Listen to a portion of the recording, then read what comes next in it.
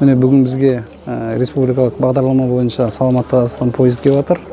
Бұл өте маңызды шара. Әрбір ауданға, әрбір қалаға келетін поезд. Мына жерде енді дәрігерлеріміз, енді өте көп мамандар бар. Біздің енді көп аулаларымызда мысалға осындай мамандар жоқ. Кісілер қалаға, Өскеменге, Семейге барады. Сол ауылдағы тұрғындарымыз, қаладағы тұрғын азаматтарымыз ұзақ іссапарға шықпай, өздері осы жерге келіп дәрігерлерге қаралынады. Әлеуметтік жоба болғаннан кейін, ауыл шалғай ауылдарда, мысалы, дәрігерлер жетіспейтін аймақтарда, мысалы, өте көп, маңызы өте көп, зор.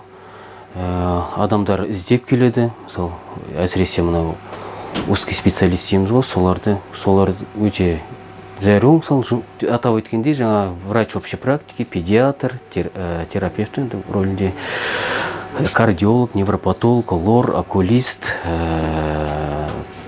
рентгенолог, психолог та бар. Бүгін міне осы саламатты Қазақстан пойызының дәрігерлері келіп тұрғасын қалалық тұрғындар ылғи жылда осылай келіп көрінеді.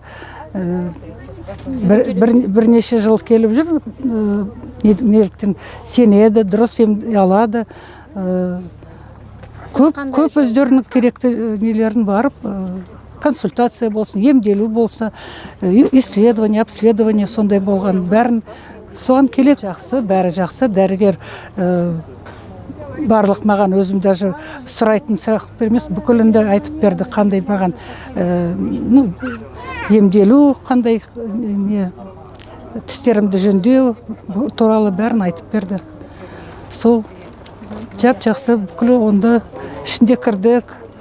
Есіктен кіріп кісілер қарсы алып ататын кісі бар. Сосын қалай кабинетке өтетінді түсіндіріп өте ұнады.